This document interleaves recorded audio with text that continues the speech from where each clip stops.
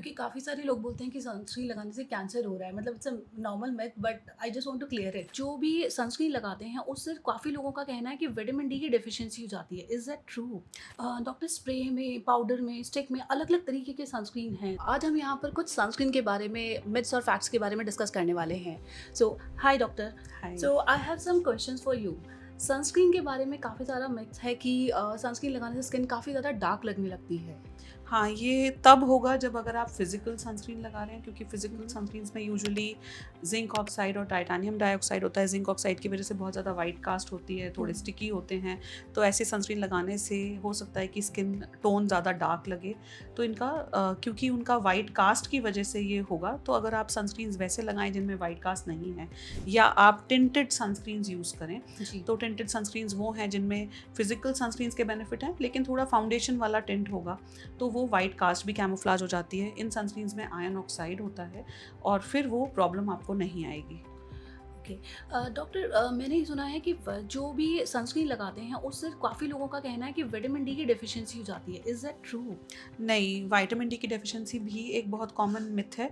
इसमें ऐसा है कि विटामिन डी सन से बनेगा, लेकिन हुँ, अगर आप सही अमाउंट में सनस्क्रीन लगाएँ और सही री-एप्लीकेशन करें और सनस्क्रीन सारे सन एक्सपोज़्ड एरियाज़ पे लगाएँ, जो कि ये सब कुछ प्रैक्टिकली पॉसिबल नहीं है। यूजुअली लोग कम लगा रहे हैं, दिन में 1 या 2 बार लगा रहे हैं, सिर्फ़ फेस पे लगा रहे हैं, तो इसलिए विटामिन डी डेफ़िशिएंसी इस वज़ह से नहीं होगी कि सन रेज़ से विटामिन डी नहीं बन पाया। दूसरी चीज़ ये कि विटामिन डी और बहुत चीज़ों पे डिपेंड करता है, आपकी डाइट पे और आपका ज्योग्राफिक लोकेशन, आप कहाँ रहते हैं। एग्ज़ैक्टली। और उसके अलावा बहुत बार मैंने फार्मर्स को भी देखा है जो हमारी क्लिनिक में आते हैं, जो पूरे दिन धूप में रहते हैं, लेकिन उनका भी विटामिन डी डेफिशिएंट होता है। तो जिसका मतलब ये है कि एक्चुअली सनस्क्रीन का उतना ज़्यादा रिलेशन विटामिन डी से है ही नहीं, और आपको विटामिन डी के लिए अलग से विटामिन डी सप्लीमेंट्स लेने पड़ेंगे। ओके। डॉक्टर, मुझे एक सवाल और था पूछने के लिए कि वेकेशंस पर जब मैं गई थी तो मैंने अच्छे से प्रॉपर जो है सनस्क्रीन की एप्लीकेशंस की थी, लेकिन उसके बावजूद भी मुझे काफ़ी टैनिंग हुई। हाँ, ये काफ़ी लोग कंप्लेन करते हैं, या तो सही सनस्क्रीन नहीं लग रहा, हुँ, हुँ। उतनी बार आप नहीं लगा पा रहे क्योंकि वो प्रैक्टिकल ही नहीं है री-एप्लीकेशन। जी, जी। अगर आप बीच हॉलिडे पे गए हैं, तो वो पानी में सनस्क्रीन उतर गया। अगर आप हिल स्टेशन पे हैं, तो हाई ऑल्टीट्यूड की वजह से डायरेक्ट सनलाइट आ रही है, तो उसकी वजह से टैनिंग हो जाती है।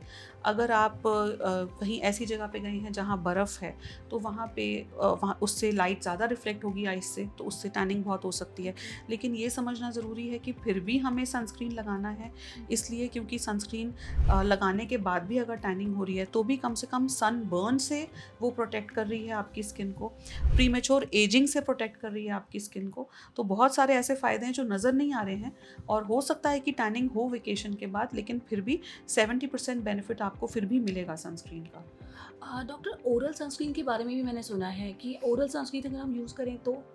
हाँ, तो ओरल सनस्क्रीन्स आप कर सकते हैं, लेकिन बीच हॉलिडेज़ पे, हिल स्टेशन सब पे आप बेटर ये रहेगा स्पोर्ट एक्टिविटी के लिए, ये सबसे ज़रूरी है कि आप फिज़िकल सनस्क्रीन लगाएँ, केमिकल सनस्क्रीन्स ना लगाएँ।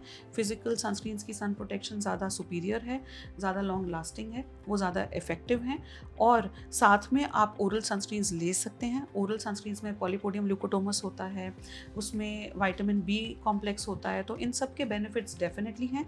लेकिन आप ओरल सनस्क्रीन पे अकेले रिलाय नहीं कर सकते। आपको अच्छी सन प्रोटेक्शन के लिए सनस्क्रीन अप्लाई तो करना ही पड़ेगा। डॉक्टर, स्प्रे में, पाउडर में, स्टिक में अलग-अलग तरीके के सनस्क्रीन हैं, तो which is the best you can say?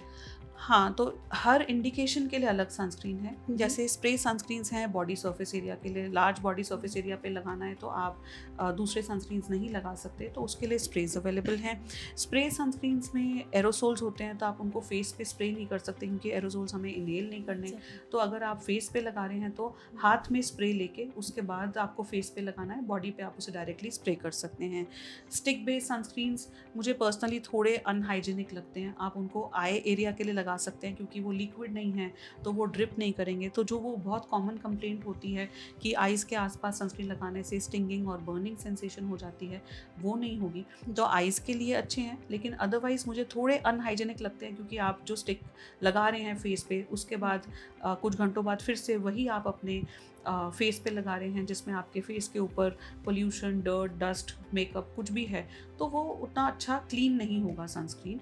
और अगर हम बात करें पाउडर सनस्क्रीन्स की, तो पाउडर सनस्क्रीन्स बहुत अच्छे टॉप अप सनस्क्रीन्स हैं। जी। पाउडर सनस्क्रीन का यूजुअली SPF कम होता है, लेकिन फाउंडेशन वाला पाउडरी फील होता है, मैट लुक देगा, तो टचअप के लिए बहुत अच्छा रहेगा। लेकिन पाउडर सनस्क्रीन आपका प्राइमरी सनस्क्रीन नहीं हो सकता। मतलब वी कैन डू द री-एप्लीकेशंस जब हाँ, भी हम बाहर हैं तो। री-एप्लीकेशन के लिए पाउडर सनस्क्रीन्स बहुत अच्छे रहेंगे। That will be. अच्छा डॉक्टर, एक चीज़ और बताइए, जैसे हम मॉइस्चराइज़र लगाते हैं, कॉम्पैक्ट लगाते हैं या फिर कोई फाउंडेशन लगा रहे हैं, दे ऑल्सो हैव 15% का सनस्क्रीन में उनमें रहता है, SPF रहता है। तो अगर मैंने ऑलरेडी 15 करके 33 टाइम्स लगा लिया है ये सनस्क्रीन, तो इज़ इट एडवाइजेबल कि मैं फिर से सनस्क्रीन लगाऊँ? हाँ, तो ये भी एक गलतफ़हमी है कि अगर कॉम्पैक्ट में 15 SPF है, अगर आपके मॉइस्चराइज़र में 15 SPF है, फाउंडेशन में 15 SPF है, तो इसका मतलब ये बिल्कुल भी नहीं है कि आपने 45 SPF लगा लिया है। इसको आप 15 SPF या उससे कम ही मान के चलें, और आपको अलग से एक सनस्क्रीन एटलीस्ट 40 SPF का लगाना पड़ेगा। आप उस पे कॉस्मेटिक्स के SPF पे रिलाय नहीं कर सकते। ओके। डॉक्टर, कुछ मैंने केमिकल जो सनस्क्रीन है, कुछ बेंजोल ऑक्साइड समथिंग कुछ सुना था, तो उसके बारे में कुछ बताएं हमें। हाँ, तो केमिकल सनस्क्रीन्स में बहुत सारे फ़िल्टर्स होते हैं। इसमें एवोबेंज़ोन, ऑक्सीबेंज़ोन, जी। ऑक्टाइल मेथॉक्सीसिनामेट, ये सब फ़िल्टर्स होते हैं। इसमें ऑक्सीबेंज़ोन को लेके बीच में बहुत ज़्यादा चर्चा थी कि इससे प्रॉब्लम्स हो रही हैं, हार्मोनल डिस्रप्शन हो रहा है, जी। और ये काफ़ी हद तक सही भी हो सकता है। हम्म। हमारे पास उतनी स्टडीज़ नहीं हैं, लेकिन ऑक्सीबेंज़ोन अगर ये प्रॉब्लम कर रहा है, तो मैं ये सजेस्ट करूँगी कि वैसे भी अगर आपकी स्किन सेंसिटिव है, या आप प्रेग्नेंट हैं, लैक्टेटिंग हैं, या कंसीव करने का सोच रहे हैं, तो आप केमिकल सनस्क्रीन्स ना लगाएं। आप फिजिकल सनस्क्रीन्स ही लगाएं, क्योंकि वो उतने ज़्यादा एब्जॉर्ब नहीं होते, लाइट को ज़्यादा रिफ्लेक्ट करते हैं, और केमिकल सनस्क्रीन्स कंपैरेटिवली ज़्यादा एब्जॉर्ब होते हैं। और अगर कुछ भी हार्मोनल डिस्ट्रप्शन हो रहा है, जो कि अभी उतना प्रूवन नहीं है, तो भी मैं सजेस्ट करूँगी कि केमिकल सनस्क्रीन्स फिर ना यूज़ करें। क्योंकि काफ़ी सारे लोग बोलते हैं कि सनस्क्रीन लगाने से कैंसर हो रहा है, मतलब it's a normal myth, but I just want to clear it. हाँ, तो सनस्क्रीन से कैंसर उतना कॉमन नहीं है। सनस्क्रीन ना लगाने से कैंसर होने के, स्किन कैंसर्स होने के ज़्यादा चांसेस हैं, और सनस्क्रीन का कैंसर उतना प्रूवन नहीं है। लेकिन ये है कि इंडियन स्किन में वैसे भी कैंसर नहीं, स्किन कैंसर्स उतने कॉमन नहीं हैं, बट ये एक मिसनोमर है कि सनस्क्रीन लगाने से कैंसर होता है। डॉक्टर, मुझे ये भी पूछना था कि क्या हमें घर के अंदर रहते हुए भी सनस्क्रीन अप्लाई करना चाहिए? हाँ, तो घर के अंदर भी सनस्क्रीन लगाना है, अगर आप वर्क फ्रॉम होम कर रहे हैं तो भी सनस्क्रीन लगाना है, और ग्लास विंडोज सिर्फ UVB रेज़ को ब्लॉक करती हैं। UVA रेज़ फिर भी पेनिट्रेट करेंगी घर के अंदर, तो वो स्किन को डैमेज कर सकती हैं, जी। प्रीमेच्योर एजिंग हो सकती है। तो इसलिए, और UVA की प्रोटेक्शन आपके सनस्क्रीन में आपके सनस्क्रीन के PA रेटिंग से पता चलती है। तो सही PA रेटिंग का सनस्क्रीन आपको लगाना है, घर के अंदर हैं तब भी लगाना है, और कोई भी वेदर हो आपको लगाना है। और वर्क फ्रॉम होम कर रहे हैं, लैपटॉप पे काम कर रहे हैं, तो ब्लू लाइट से अपनी स्किन को प्रोटेक्ट करने के लिए जी। मैं सजेस्ट करूँगी कि आप फिजिकल ही लगाएं। फिजिकल सनस्क्रीन्स की सन प्रोटेक्शन, जैसे मैंने बताया, बेटर है, तो वो लैपटॉप की रेस से भी आपकी स्किन को प्रोटेक्ट करेंगे।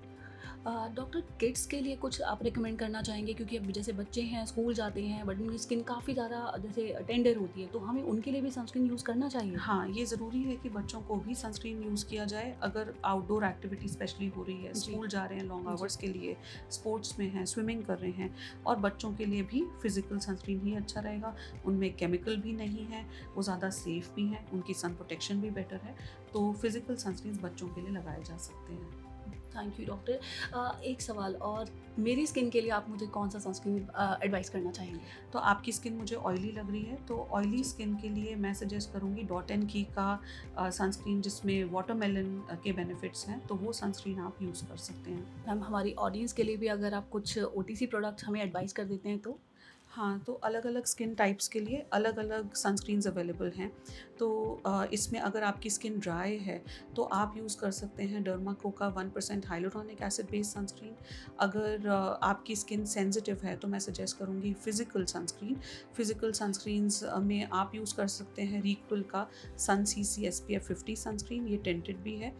और दूसरा ऑप्शन है कि आप सेरेमाइड बेस्ड सनस्क्रीन्स भी सेंसिटिव स्किन के लिए यूज़ कर सकते हैं। इसमें ये सनस्क्रीन बहुत अच्छा रहेगा।